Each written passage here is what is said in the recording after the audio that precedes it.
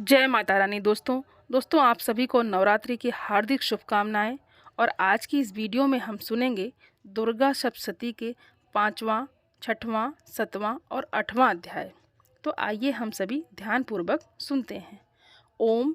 इस उत्तर चरित्र के रुद्र ऋषि हैं, महासरस्वती देवता हैं, अनुष्ठुप छंद हैं, भीमा शक्ति है, भ्रामरी बीज है, सूर्य तत्व है और साम वेद स्वरूप है। महासरस्वती की प्रसन्नता के लिए उत्तर चरित्र के पाठ में इसका विनियोग किया जाता है। जो अपने कर कमलों में घंटा, शूल, हल, शंख, मूसल, चक्र, धनुष और बाण धारण करती हैं, शरद ऋतु के शोभा संपन्न चंद्रमा के समान जिनकी मनोहर कांति है, जो तीनों लोकों की आधारभूता और शुंभ आदि दैत्यों का नाश करने वाली हैं, तथा गौरी के शरीर से जिनका प्राकट्य हुआ है, उन महान सरस्वती देवी का मैं निरंतर भजन करता हूँ। ऋषि कहते हैं, पूर्व काल में शुंभ और निशुंभ नामक असुरों ने अपने बल के घमंड में आकर सचीपति इंद्र के हाथ से तीनों लोकों का राज्य और यज्ञभाग छीन लिए। वे ही दोनों सूर्य, चंद्रमा, कुबेर, यम और वरुण के अधिकार का भी उपयोग करने लगे। वायु और अग्नि का कार्य भी वे ही करने लगे। उन दोनों ने सब देवताओं को अपमानित, राजभ्रष्ट, पराजित तथा अधिकारहीन करके स्वर्ग से निकाल दिया। उन दोनों महान असुरों से तिरस्कृत देवताओं ने अपराजिता देवी का स्मरण किया और सोचा, जगदम्बा ने हम लोगों को वर दिया था, आपत्ति काल में स्मरण करने पर मैं तुम्हारी सब आपत्तियों का तत्काल नाश कर दूंगी। ये विचार कर देवता गिरिराज हिमालय पर गए और वहां भगवती विष्णु माया की स्तुति करने लगे। देवता बोले, देवी को नमस्कार है, महादेवी शिवा को सर्वदा नमस्कार है, प्रकृति एवं भद्रा को प्रणाम है। हम लोग नियम पूर्वक जगदम्बा को नमस्कार करते हैं। रौद्रा को नमस्कार है, नित्या, गौरी एवं धात्री को बारंबार नमस्कार है। ज्योत्सनामयी, चंद्ररूपणी एवं सुख स्वरूपा देवी को सतत प्रणाम है। शरणागतों का कल्याण करने वाली वृद्धि एवं सिद्ध रूपा देवी को हम बारंबार नमस्कार करते हैं। नैऋति राजाओं की लक्ष्मी तथा सावर्णी स्वरूपा आप जगदम्बा को बार बार नमस्कार है। दुर्गा, दुर्गपारा, सारा, सर्वकारिणी, ख्याति, कृष्णा और धूम्रा देवी को सर्वदा नमस्कार है। अत्यंत सौम्य तथा अत्यंत रौद्र रूपा देवी को हम नमस्कार करते हैं, उन्हें हमारा बारंबार प्रणाम है। जगत की आधारभूता कृता देवी को बारंबार नमस्कार है। जो देवी सब प्राणियों में विष्णु माया के नाम से कही जाती हैं, उनको नमस्कार, उनको नमस्कार, उनको बारंबार नमस्कार है। जो देवी सब प्राणियों की चेतना कहलाती हैं, उनको नमस्कार, उनको नमस्कार, उनको बारंबार नमस्कार है। जो देवी सब प्राणियों में बुद्धि रूप से स्थित हैं, उनको नमस्कार, उनको नमस्कार, उनको बारंबार नमस्कार है। जो देवी सब प्राणियों में निद्रा रूप से स्थित हैं, उनको नमस्कार, उनको नमस्कार, उनको बारंबार नमस्कार है। जो देवी सब प्राणियों में क्षुधा रूप से स्थित हैं, उनको नमस्कार, उनको नमस्कार, उनको बारंबार नमस्कार है। जो देवी सब प्राणियों में छाया रूप से स्थित हैं, उनको नमस्कार, उनको नमस्कार, उनको बारंबार नमस्कार है। जो देवी सब प्राणियों में शक्ति रूप से स्थित हैं, उनको नमस्कार, उनको नमस्कार, उनको बारंबार नमस्कार है। देवी सब प्राणियों में तृष्णा रूप से स्थित हैं, उनको नमस्कार, उनको नमस्कार, उनको बारंबार नमस्कार है। सब प्राणियों में शांति रूप से स्थित हैं, उनको नमस्कार, उनको नमस्कार, उनको बारंबार नमस्कार है। जो देवी सब प्राणियों में जाति रूप से स्थित हैं, उनको नमस्कार, उनको नमस्कार, उनको बारंबार नमस्कार है। जो देवी सब प्राणियों में लज्जा रूप से स्थित हैं, उनको नमस्कार, उनको नमस्कार, उनको बारंबार नमस्कार है। जो देवी सब प्राणियों में शांति रूप से स्थित हैं, उनको नमस्कार, उनको नमस्कार, उनको बारंबार नमस्कार है। जो देवी सब प्राणियों में श्रद्धा रूप से स्थित हैं, उनको नमस्कार, उनको नमस्कार, उनको बारंबार नमस्कार है। जो देवी सब प्राणियों में कांति रूप से स्थित हैं, उनको नमस्कार, उनको नमस्कार, उनको बारंबार नमस्कार है। जो देवी सब प्राणियों में लक्ष्मी रूप से स्थित हैं, उनको नमस्कार, उनको नमस्कार, उनको बारंबार नमस्कार है। जो देवी सब प्राणियों में वृत्त रूप से स्थित हैं, उनको नमस्कार, उनको नमस्कार, उनको बारंबार नमस्कार है। जो देवी सब प्राणियों में स्मृति रूप से स्थित हैं, उनको नमस्कार, उनको नमस्कार, उनको बारंबार नमस्कार है। जो देवी सब प्राणियों में दया रूप से स्थित हैं, उनको नमस्कार, उनको नमस्कार, उनको बारंबार नमस्कार है। जो देवी सब प्राणियों में दृष्टि रूप से स्थित हैं, उनको नमस्कार, उनको नमस्कार, उनको बारंबार नमस्कार है। जो देवी सब प्राणियों में माता रूप से स्थित हैं, उनको नमस्कार, उनको नमस्कार, उनको बारंबार नमस्कार है। जो देवी सब प्राणियों में भ्रांति रूप से स्थित हैं, उनको नमस्कार, उनको नमस्कार, उनको बारंबार नमस्कार है। जो जीवों के इंद्रिय वर्ग की अधिष्ठात्री देवी एवं सब प्राणियों में सदा व्याप्त रहने वाली हैं, उन व्याप्ति देवी को बारंबार नमस्कार है। जो देवी चैतन्य रूप से इस संपूर्ण जगत को व्याप्त करके स्थित हैं, उनको नमस्कार, उनको नमस्कार, उनको बारंबार नमस्कार है। पूर्व काल में अपने अभीष्ट प्राप्ति होने से देवताओं ने जिसकी स्तुति की तथा देवराज इंद्र ने बहुत दिनों तक जिनका सेवन किया, वो कल्याण की साधना भूता ईश्वरी हमारा कल्याण और मंगल करें तथा सारी आपत्तियों का नाश कर डालें। उद्दंड दैत्यों से सताए हुए हम सभी देवता जिन परमेश्वरी को इस समय नमस्कार करते हैं तथा जो भक्ति से विनम्र पुरुषों द्वारा स्मरण की जाने पर तत्काल ही संपूर्ण विपत्तियों का नाश कर देती हैं, वे जगदम्बा हमारा संकट दूर करें। ऋषि कहते हैं, राजन, इस प्रकार जब देवता स्तुति कर रहे थे उस समय पार्वती देवी गंगा जी के जल में स्नान करने के लिए वहाँ आई। उन सुंदर भवों वाली भगवती ने देवताओं से पूछा, आप लोग यहाँ किसकी स्तुति कर रहे हैं? तब उन्हीं के शरीर कोश से प्रकट हुई शिवा देवी बोली, शुंभ दैत्य से तिरस्कृत और युद्ध में निशुंभ से पराजित हो यहाँ एकत्रित हुए ये समस्त देवता ये मेरी ही स्तुति कर रहे हैं। पार्वती जी के शरीर कोश से अंबिका का प्रादुर्भाव हुआ था, इसलिए वे समस्त लोकों में कौशिकी कही जाती हैं। कौशिकी के प्रकट होने के बाद पार्वती देवी का शरीर काले रंग का हो गया, अतः वे हिमालय पर रहने वाली कालिका देवी के नाम से विख्यात हुई। तदनंतर शुंभ निशुंभ के भृत्य चंडमुंड वहां आए और उन्होंने परम मनोहर रूप धारण करने वाली अंबिका देवी को देखा। फिर वे शुंभ के पास जाकर बोले, महाराज, एक अत्यंत मनोहर स्त्री है जो अपनी दिव्य कांति से हिमालय को प्रकाशित कर रही है। वैसा उत्तम रूप कहीं किसी ने भी नहीं देखा होगा। असुरेश्वर, पता लगाइए ये वह देवी कौन है और उसे ले लीजिए।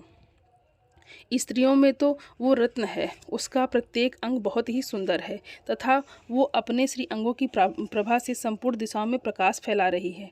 दैत्यराज, अभी वो हिमालय पर ही मौजूद है, आप उसे देख सकते हैं। प्रभु, तीनों लोकों में मणि, हाथी और घोड़े आदि जितने भी रत्न हैं वे सब इस समय आपके घर में शोभा पाते हैं। हाथियों में रत्नभूत ऐरावत या पर्यात का वृक्ष और उच्चश्रवा घोड़ा ये आपने इंद्र से ले लिया है। हंसों से जुता हुआ ये विमान भी आपके आंगन में शोभा पाता है। ये रत्नभूत अद्भुत विमान जो पहले ब्रह्मा जी के पास था अब आपके यहाँ लाया गया है। ये महापद्म नामक निधि आप कुबेर से छीन लाए हैं। समुद्र ने भी आपको किलांजलि की नाम की माला भेंट की है जो केसरों से सुशोभित है और जिसके कमल कभी कुम्हलाते नहीं हैं। सुवर्ण की वर्षा करने वाला वरुण का छत्र भी आपके घर में शोभा पाता है तथा ये श्रेष्ठ रथ जो पहले प्रजापति के अधिकार में था अब आपके पास मौजूद है। दैत्येश्वर, मृत्यु की उत्क्रांतिदा नाम वाली शक्ति भी आपने छीन ली है तथा वरुण का पास और समुद्र में होने वाले सब प्रकार के रत्न आपके भाई निशुंभ के ही अधिकार में है। अग्नि भी स्वतः शुद्ध किए हुए 2 वस्त्र आपकी सेवा में अर्पित किए हैं। दैत्यराज, इस प्रकार सभी रत्न आपने एकत्रित कर लिए हैं, फिर जो ये स्त्रियों में रत्न रूप कल्याणमयी देवी हैं इसे आप क्यों नहीं अपने अधिकार में कर लेते? ऋषि कहते हैं, चंडमुंड का ये वचन सुनकर शुंभ ने महादैत्य सुग्रीव को दूत बनाकर देवी के पास भेजा और कहा, तुम मेरी आज्ञा से उसके सामने ये बात कहना और ऐसा उपाय करना जिससे प्रसन्न होकर वो शीघ्र ही यहाँ आ जाए। ये दूत पर्वत के अत्यंत रमणीय प्रदेश में जहाँ देवी मौजूद थी वहाँ पे गया और मधुर वाणी में कोमल वचन बोला। दूत बोला, देवी, दैत्यराज शुंभ इस समय तीनों लोकों के परमेश्वर हैं। मैं उन्हीं का भेजा हुआ दूत हूँ और यहाँ तुम्हारे ही पास आया हूँ। उनकी आज्ञा सदा सब देवता एक स्वर से मानते हैं, कोई उनका उल्लंघन नहीं कर सकता। वे संपूर्ण देवताओं को परास्त कर चुके हैं। उन्होंने तुम्हारे लिए जो संदेश दिया है उसे सुनो। संपूर्ण त्रिलोकी मेरे अधिकार में है, देवता भी मेरी आज्ञा के अधीन चलते हैं। संपूर्ण यज्ञों के भाग को मैं ही पृथक पृथक भोगता हूँ। तीनों लोकों में जितने श्रेष्ठ रत्न हैं वे सब मेरे अधिकार में हैं। देवराज इंद्र का वाहन ऐरावत जो हाथियों में रत्न के समान है मैंने छीन लिया है। क्षीर सागर का मंथन करने से जो अश्वरत्न उच्च श्रवा प्रकट हुआ था उसे देवताओं ने मेरे पैरों पर पड़कर समर्पित किया। सुंदरी, उनके सिवा और भी जितने रत्नभूत पदार्थ देवताओं, गंधर्वों और नागों के पास थे वे सब मेरे ही पास आ गए हैं। देवी, हम लोग तुम्हें संसार की स्त्रियों में रत्न मानते हैं, अतः तुम हमारे पास आ जाओ, क्योंकि रत्नों का उपभोग करने वाले हम ही हैं। चंचल कटाक्षों वाली सुंदरी, तुम मेरी या मेरे भाई महापराक्रमी निशुंभ की सेवा में आ जाओ, क्योंकि तुम रत्न स्वरूपा हो। मेरा वरण करने से तुम्हें तुलना रहित महान ऐश्वर्य की प्राप्ति होगी। अपनी बुद्धि से ये विचार कर तुम मेरी पत्नी बन जाओ। ऋषि कहते हैं, दूत के यूँ कहने पर कल्याणमयी भगवती दुर्गा देवी जो इस जगत को धारण करती हैं मन ही मन गंभीर भाव से मुस्कुराई और इस प्रकार बोली, देवी ने कहा, दूत, तुमने सत्य कहा है, इसमें तनिक भी मिथ्या नहीं है। शुंभ तीनों लोकों का स्वामी है और निशुंभ भी उसी के समान पराक्रमी है, किंतु इस विषय में मैंने जो प्रतिज्ञा कर ली है उसे मिथ्या कैसे करूं? मैंने अपनी अल्पबुद्धि के कारण पहले से जो प्रतिज्ञा कर रखी है उसे सुनो। जो मुझे संग्राम में जीत लेगा, जो मेरे अभिमान को चूर्ण कर देगा तथा संसार में जो मेरे समान बलवान होगा, वही मेरा स्वामी होगा। इसलिए शुंभ अथवा महादैत्य निशुंभ स्वयं ही यहाँ पधारें और मुझे जीत कर शीघ्र ही मेरा पाणी ग्रहण कर लें। इसमें विलंब की क्या आवश्यकता है? दूत बोला, देवी, तुम घमंड में भरी हो, मेरे सामने ऐसी बातें ना करो। तीनों लोकों में कौन ऐसा पुरुष है जो निशुंभ और शुंभ के सामने खड़ा हो सके? देवी, अन्य दैत्यों के सामने भी सारे देवता युद्ध में नहीं ठहर सकते, फिर तुम अकेली स्त्री होकर कैसे ठहर सकती हो? जिन शुंभ आदि दैत्यों के सामने इंद्र आदि सब देवता भी युद्ध में खड़े नहीं हुए, उनके सामने तुम स्त्री होकर कैसे जाओगी? इसलिए तुम मेरे ही कहने से शुंभ निशुंभ के पास चली चलो। ऐसा करने से तुम्हारे गौरव की रक्षा होगी, अन्यथा जब वे केस पकड़कर घसीटेंगे तब तुम्हें अपनी प्रतिष्ठा खोकर जाना पड़ेगा। देवी ने कहा, तुम्हारा कहना ठीक है, शुंभ बलवान है और निशुंभ भी बड़े पराक्रमी हैं, किंतु क्या करूं? मैंने पहले बिना सोचे समझे प्रतिज्ञा कर ली है, अतः अब तुम जाओ। मैंने तुमसे जो कुछ कहा है वो सब दैत्यराज से आदरपूर्वक कहना, फिर वे जो उचित जान पड़े वो करेंगे। तो इस प्रकार से 5वां अध्याय समाप्त हुआ और अब हम सुनेंगे 6वां अध्याय। मैं सर्वगेश्वर भैरव के अंक में निवास करने वाली परमोत्कृष्ट पद्मावती देवी का चिंतन करता हूँ। वे नागराज के आसन पर बैठी हैं। नागों के फड़ों में सुशोभित होने वाली मणियों में विशाल माला से उनकी देहलता उद्भासित हो रही है। सूर्य के समान उनका तेज है। 3 नेत्र उनकी शोभा बढ़ा रहे हैं। वे हाथों में माला, कुंभ, कपाड़ और कमल लिए हुए हैं तथा उनके मस्तक में अर्धचंद्र का मुकुट सुशोभित है। ऋषि कहते हैं, देवी के यह कथन सुनकर दूत को बड़ा अमर्ष हुआ और उसने दैत्यराज के पास जाकर सब समाचार विस्तार पूर्वक कह सुनाया। दूत के उस वचन को सुनकर दैत्यराज कुपित हो उठा और दैत्य सेनापति धूम्रलोचन बल से बोला, धूम्रलोचन, तुम शीघ्र अपनी सेना साथ लेकर जाओ और उस दुष्टा के केस पकड़कर घसीटते हुए उसे बलपूर्वक यहाँ ले आओ। उसकी रक्षा करने के लिए यदि कोई दूसरा खड़ा हो तो वो देवता, यक्ष अथवा गंधर्व ही क्यों ना हो, उसे अवश्य मार डालना। ऋषि कहते हैं, शुंभ के इस प्रकार आज्ञा देने पर वो धूम्रलोचन दैत्य 60,000 असुरों की सेना को साथ लेकर वहां से तुरंत चल दिया। वहां पहुंचकर उसने हिमालय पर रहने वाले देवी को देखा और ललकार कर कहा, अरे तू शुंभ निशुंभ के पास चल। यदि इस समय प्रसन्नतापूर्वक मेरे स्वामी के समीप नहीं चलेगी तो मैं बलपूर्वक झोंटा पकड़कर घसीटते हुए तुझे लेकर चलूँगा। देवी बोली, तुम्हें दैत्यों के राजा ने भेजा है, तुम स्वयं भी बलवान हो और तुम्हारे साथ विशाल सेना भी है। ऐसी दशा में यदि मुझे बलपूर्वक ले चलोगे तो मैं तुम्हारा क्या कर सकती हूँ? ऋषि कहते हैं, देवी के यूँ कहने पर असुर धूम्रलोचन उनकी ओर दौड़ा। तब अंबिके ने हूँ शब्द के उच्चारण मात्र से उसे भस्म कर दिया। फिर तो क्रोध में भरी हुई दैत्यों की विशाल सेना और अंबिका ने एक दूसरे पर तीखे प्रहार करते हुए शक्तियों तथा फर्शों की वर्षा आरंभ की। इतने में ही देवी का वाहन सिंह क्रोध में आकर भयंकर गर्जना करके गर्दन के बालों को हिलाता हुआ असुरों की सेना में कूद पड़ा। उसने कुछ दैत्यों को पंजों की मार से, कितनों को अपने जबड़ों से और कितने ही महादैत्यों को पटक कर ओंठ की दाढ़ों से घायल करके मार डाला। उस सिंह ने अपने नखों से कितनों के पेट फाड़ डाले और थप्पड़ मारकर कितनों के सिर धड़ से अलग कर दिए। कितनों की भुजाएं और मस्तक काट डाले था। अपनी गर्दन के बाल हिलाते हुए उसने पूरे दूसरे दैत्यों के पेट फाड़कर उनका रक्त चूस लिया। अत्यंत क्रोध में भरे हुए देवी के वाहन उस महाबली सिंह ने क्षण भर में ही असुरों की सारी सेना का संहार कर डाला। शुंभ ने जब सुना कि देवी ने धूम्रलोचन असुर को मार डाला तथा उसके सिंह ने सारी सेना का सफाया कर डाला, तब उस दैत्यराज को बड़ा क्रोध हुआ। उसका होंठ कांपने लगा। उसने चंड और मुंड नामक 2 महादैत्यों को आज्ञा दी, हे चंड और हे मुंड, तुम लोग बहुत बड़ी सेना लेकर वहां जाओ। उस देवी के झूठे पकड़कर अथवा उसे बांधकर शीघ्र यहाँ ले आओ। यदि इस प्रकार उसको लाने में संदेह हो तो युद्ध में सब प्रकार के अस्त्र शस्त्र तथा समस्त आसुरी सेना का प्रयोग करके उसकी हत्या कर डालना। उस दुष्टा की हत्या होने तथा सिंह के भी मारे जाने पर उस अंबिका को बांधकर साथ ले शीघ्र ही लौट आना। तो इस प्रकार से 6वां अध्याय भी समाप्त हुआ और अब हम सुनेंगे 7वां अध्याय। मैं मातंगी देवी का ध्यान करता हूँ। वे रत्नमय सिंहासन पर बैठकर पढ़ते हुए तोते का मधुर शब्द सुन रही हैं। उनके शरीर का वर्ण श्याम है। वे अपना एक पैर कमल पर रखे हुए हैं और मस्तक पर अर्धचंद्र धारण करती हैं तथा कुम्हार पुष्पों की माला धारण किए बीड़ा बजाती हैं। उनके अंग में कसी हुई चोली शोभा पा रही है। वे लाल रंग की साड़ी पहने हाथ में शंख में पात्र लिए हुए हैं। उनके वंदन पर मधु का हल्का हल्का प्रभाव जान पड़ता है और ललाट में बेदी शोभा दे रही है। ऋषि कहते हैं, तदनंतर शुंभ की आज्ञा पाकर वे चंडमुंड आदि दैत्य चतुरंगड़ी सेना के साथ अस्त्रों शस्त्रों से सुसज्जित हो चल दिए। फिर गिरिराज हिमालय के सुवर्णमय ऊंचे शिखर पर पहुंचकर उन्होंने सिंह पर बैठी देवी को देखा। वे मंद मंद मुस्कुरा रही थी। उन्हें देखकर दैत्य लोग तत्परता से पकड़ने का उद्योग करने लगे। किसी ने धनुष तान लिया, किसी ने तलवार संभाली और कुछ लोग देवी के पास आकर खड़े हो गए। तब अंबिका ने उन शत्रुओं के प्रति बड़ा क्रोध किया। उस समय क्रोध के कारण उनका मुख काला पड़ गया, ललाट में भौहें टेढ़ी हो गईं और वहां से तुरंत विकराल मुखी काली प्रकट हुई जो तलवार और पास लिए हुए थी। वे विचित्र खड्वाग धारण किए और चीते के चर्म की साड़ी पहने नरमुंडों की माला से विभूषित थी। उनके शरीर का मांस सूख गया था, केवल हड्डियों का ढांचा था जिससे वे अत्यंत भयंकर जान पड़ती थी। उनका मुख बहुत विशाल था। जीभ लबलपाने के कारण वे और भी डरावनी प्रतीत होती थी। उनकी आंखें भीतर को धसी हुई और कुछ लाल थी। वे अपनी भयंकर गर्जना से संपूर्ण दिशाओं को गुजार रही थी। बड़े बड़े दैत्यों का वध करती हुई वे कालिका देवी बड़े वेग से दैत्यों की उस सेना पर टूट पड़ी और उनको भक्षण करने लगी। वे पार्श्व रक्षकों, अंकुशधारी महावतों, योद्धाओं और घंटा सहित कितने ही हाथियों को एक ही हाथ से पकड़कर मुंह में डाल लेती थी।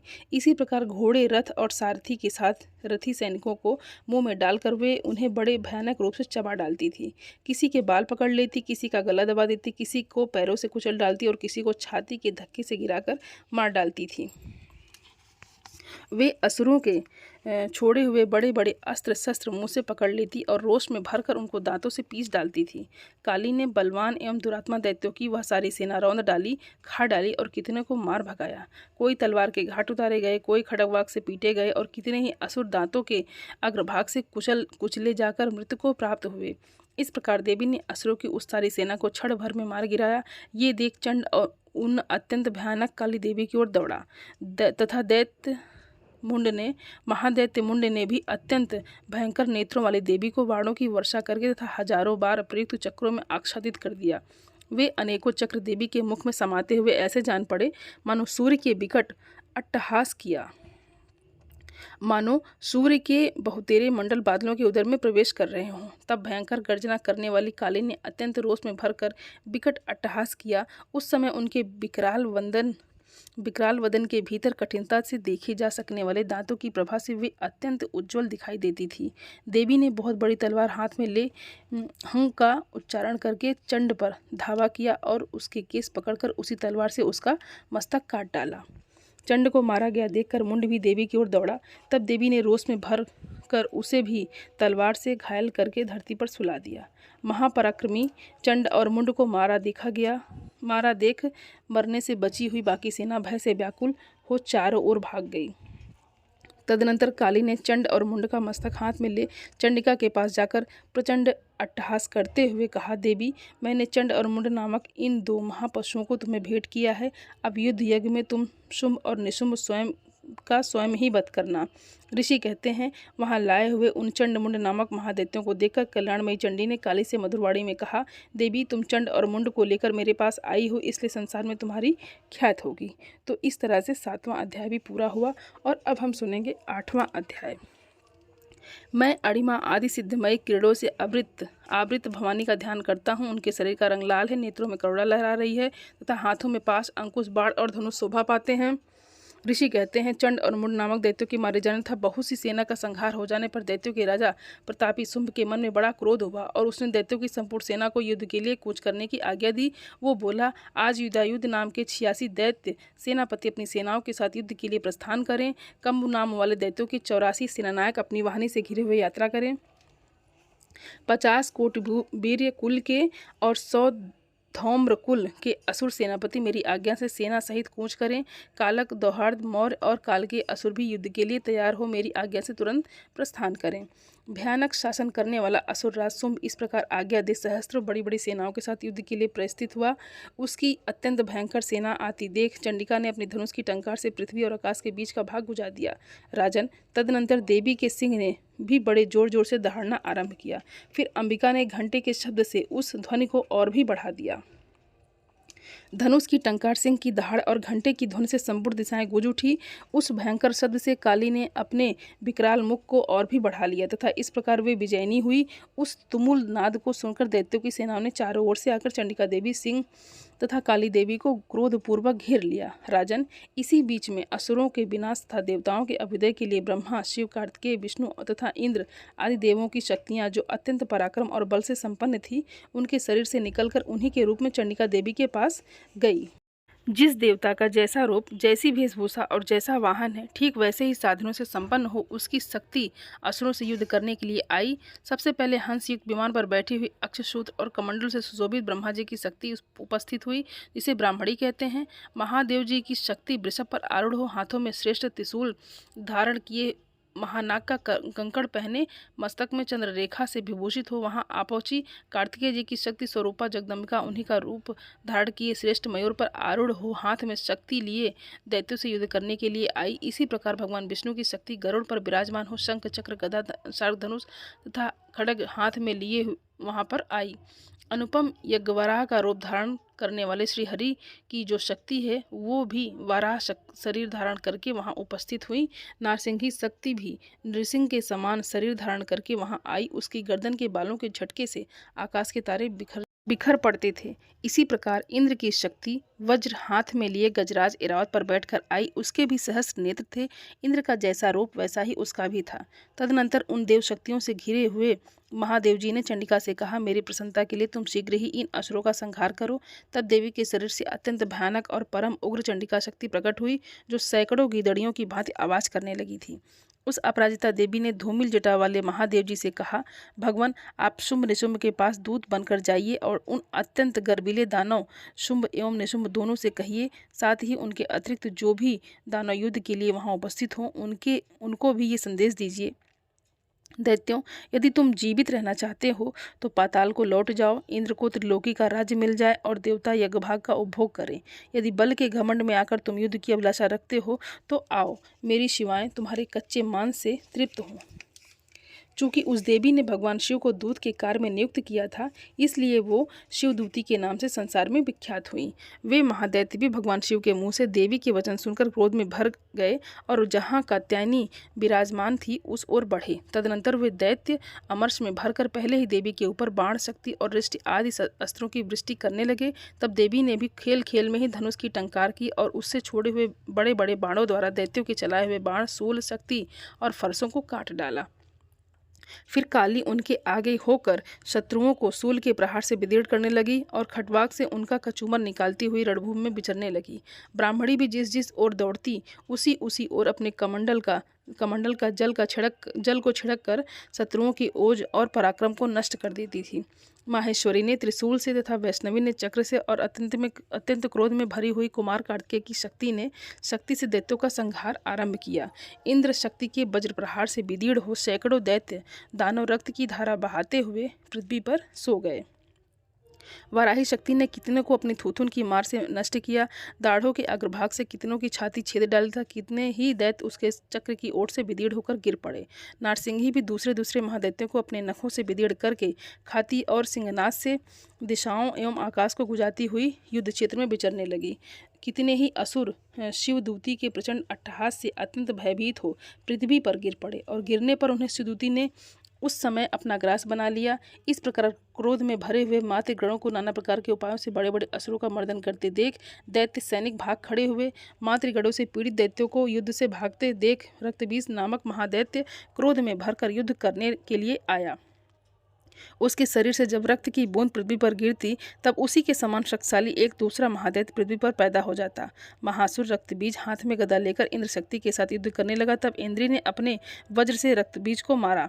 वज्र से घायल होने पर उसके शरीर से बहुत सा रक्त चूने लगा और उससे उसी के समान रूप तथा पराक्रम वाले योद्धा उत्पन्न होने लगे। उसके शरीर से रक्त की बीज के समान ही वीर्यवान, बलवान तथा पराक्रमी थे। वे रक्त से उत्पन्न होने वाले पुरुष भी अत्यंत भयंकर अस्त्रों शस्त्रों का प्रहार करते हुए वहां मातृगणों के साथ घोर युद्ध करने लगे। पुनः वज्र के प्रहार से जब उसका मस्तक घायल हुआ तब रक्त बहने लगा और उससे हजारों पुरुष उत्पन्न हो गए। वैष्णवी ने युद्ध में रक्त बीज पर चक्र का प्रहार किया तथा इंद्री ने उस दैत्य सेनापति को गदा से चोट पहुंचाई। वैष्णवी के चक्र से घायल होने पर उसके शरीर से जो रक्त बहा और उससे जो उसी के बराबर आकार वाले सहस्त्रों महादैत्य प्रकट हुए, उनके द्वारा संपूर्ण जगत व्याप्त हो गया। कौमारी ने शक्ति से, वाराही ने खड्ग से और माहेश्वरी ने त्रिशूल से महादैत्य रक्तबीज को घायल किया। क्रोध में भरे हुए उस महादैत्य रक्तबीज भी गदा से सभी मात्र शक्तियों पर पृथक पृथक प्रहार किया। शक्ति और शूल आदि से अनेक बार घायल होने पर जो उसके शरीर से रक्त की धारा पृथ्वी पर गिरी, उससे भी निश्चय ही सैकड़ों असुर उत्पन्न हुए। इस प्रकार उस महादैत्य के रक्त से प्रकट हुए असुरों द्वारा संपूर्ण जगत व्याप्त हो गया। इससे उन देवताओं को बड़ा भय हुआ। देवताओं को उदास देख चंडिका ने काली से शीघ्रतापूर्वक कहा, चामुंडे, तुम अपना मुख और भी फैलाओ तथा मेरे शस्त्रपात से गिरने वाले रक्त बिंदुओं और उनसे उत्पन्न होने वाले महादैत्यों को तुम अपने इस उतावले मुख से खा जाओ। इस प्रकार रक्त से उत्पन्न होने वाले महादैत्यों का भक्षण करती हुई तुम रण में विचरती रहो। ऐसा करने से उस दैत्य का सारा रक्त क्षीण हो जाने पर वो स्वयं भी नष्ट हो जाएगा। उन भयंकर दैत्यों को जब तुम खा जाओगी तब दूसरे नए दैत्य उत्पन्न नहीं हो सकेंगे। काली से यूं कहकर चंडिका देवी ने शूल से रक्तबीज को मारा और काली ने अपने मुख से उसका रक्त ले लिया। तब उसने वहां चंडिका पर गदा से प्रहार किया, किंतु उस गदापात ने देवी को तनिक भी वेदना नहीं पहुंचाई। रक्त बीज के घायल शरीर से बहुत सा रक्त गिरा, किंतु ज्यों ही वो गिरा त्यों ही चामुंडा ने उसे अपने मुख में ले लिया। रक्त गिरने से काली के मुख में जो महादैत्य उत्पन्न हुए उन्हीं उसे भी वो चट कर गई और उन्होंने रक्तबीज का रक्त भी पी लिया। तदनंतर देवी ने रक्तबीज को, जिसका रक्त चामुंडा ने पी लिया था, वज्र, बाण, खड्ग तथा रिष्ट आदि से मार डाला। राजन, इस प्रकार शस्त्रों के समुदाय से आहत एवं रक्तहीन हुआ महादैत्य रक्तबीज पृथ्वी पर गिर पड़ा। नरेश्वर, इससे देवताओं को अनुपम हर्ष प्राप्ति हुई और मातृगण उन असुरों के रक्तपान के मध्य से उद्यत सा होकर नृत्य करने लगा। तो इस तरह से 8वां अध्याय भी पूरा हुआ। आप सभी को जय माता रानी।